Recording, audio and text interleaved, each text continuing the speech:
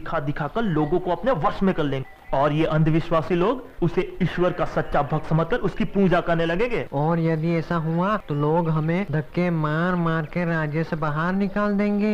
मेरे होते ऐसा कुछ नहीं होने वाला, क्योंकि मैंने एक ऐसी योजना बनाई है कि वो शूद्र अपने सारे मायावी चमत्कार दिखाना भूल जाएगा। पर वो योजना क्या है, जरा हम भी तो सुने। तो सुनो, हम महाराज के पास जाएंगे और उनसे कहेंगे कि वो शूद्र अपने आप को सच्चा भक्त बताता है, तो इसका प्रमाण वो राज्य के भरे दरबार में दे। पर क्या महाराज हमारी बात मानेंगे? उस शूद्र ने तो पहले से ही कंगन देकर महाराज को अपने वश में कर लिया है। महाराज को हमारी बात माननी ही होगी, क्योंकि बात जब राज्य, धर्म और प्रजा के हित की हो तो प्रजा की ही बात माननी पड़ती है। पर हम महाराज से कहेंगे क्या? हम महाराज से कहेंगे कि वो शूद्र रविदास अपने झूठे चमत्कार दिखा दिखा कर लोगों को गुमराह कर रहा है, और वो ये सारे चमत्कार हम ऊंची जाति के लोगों को नीचा दिखाने के लिए कर रहा है। और यदि उस अछूत ने अपने आप को सच्चा भक्त साबित कर दिया तो?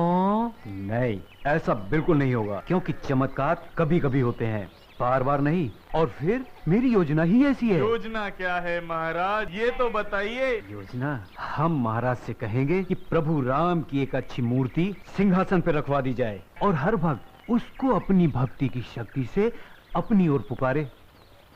जिसके पास वो मूर्ति स्वयं चल के आ जाएगी वही सच्चा भक्त कहलाएगा। और अगर मूर्ति हमारे पास भी नहीं आई तो? असंभव, ऐसा नहीं होगा, क्योंकि हम लोगों में से तो एक से एक बढ़कर विद्वान है। किसी ना किसी के पास तो वो मूर्ति अवश्य आएगी, क्योंकि हमारे मंत्रों में इतनी शक्ति है कि हम पूरे ब्रह्मांड को अपनी ओर खींच सकते हैं। तो फिर वह मूर्ति क्या है?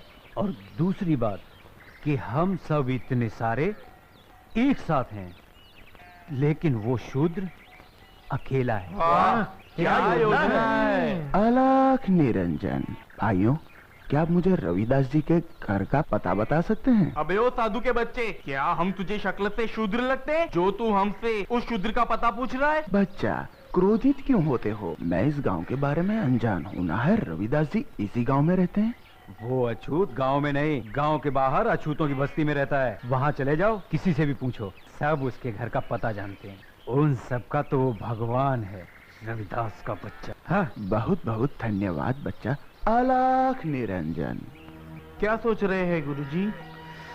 मैं सोच रहा हूँ कि ये अजनबी साधु आखिर उस शूद्र से क्यों मिलना चाहता है। जरूर कोई खास बात होगी। शंकर दयाल, तुम उस साधु के पीछे पीछे जाओ और छुपकर सारी बातें पता करो कि वो आखिर उस रविदास से क्यों मिलना चाहता है।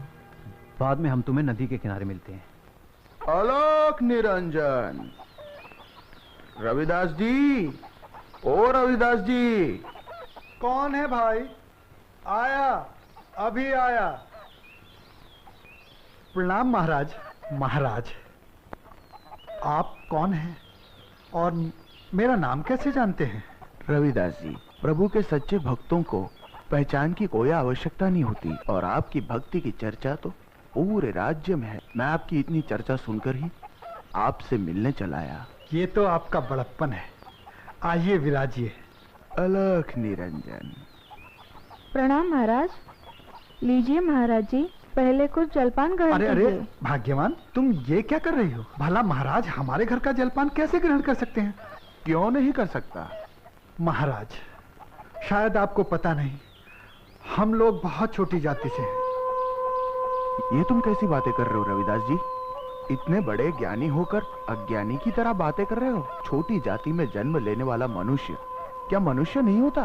महाराज, आप बिल्कुल ठीक कर रहे हैं, लेकिन इस समाज में मनुष्य की पहचान उसके गुणों से नहीं, उसकी जाति से होती है, उसके कर्म से होती। समाज की इस व्यवस्था को बदलना पड़ेगा, और एक ना एक दिन वो वक्त आएगा, जरूर आएगा। वाह वाह रविदास जी, वाह। जैसा सुना था वैसा ही पाया। बस तुम्हारे दर्शन करना चाहता था। वैसे तुम्हारी हालत देखकर मैं तुमसे कुछ निवेदन करना चाहता हूँ। हाँ हाँ महाराज, बोलिए।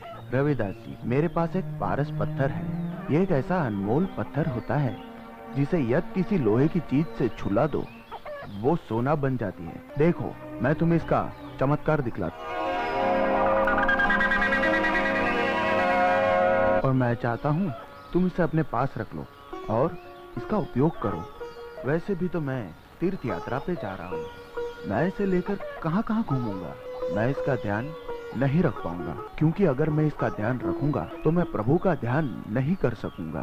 तुम कृपा करके मेरा ये बोझ कम कर दो और इसे अपने पास रख लो और अपनी दरिद्रता दूर करने में इसका उपयोग करो। ठीक है महाराज, अगर जरूरत पड़ी तो कर लूंगा।